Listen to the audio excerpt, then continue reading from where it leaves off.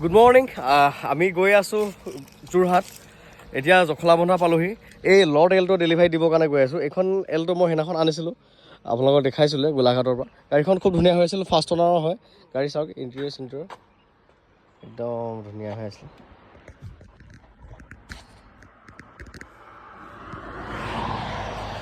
$70,000-80,000 যদি বাজেট থাকে second hand bike এখন কিনাৰ, তাতকৈ এনেকুৱা গাড়ী এখন কিনি থ'ব লাগে। ঘৰৰ গোটেইকেইটা ফেমিলিটো একেলগে যাব পাৰিব ক'ৰবাত, ৰ'দত নুশুকাই বৰষুণত নিভিজে, গতিকে কি লাগে আৰু। গাড়ীখন খুব ধুনীয়া হৈছে। আমি প্ৰায় 500 কিলোমিটাৰমান চলালোঁ। একদম স্মুথ হৈ আছে, একদম স্মুথ হৈ আছে। 2027লৈকে কাগজ পাতিও সকলো আপডেট হৈ আছে। গতিকে কাষ্টমাৰ ফ্ৰম যোৰহাট তেওঁলোকক দিব গৈ আছোঁ এতিয়া এইখন গাড়ী।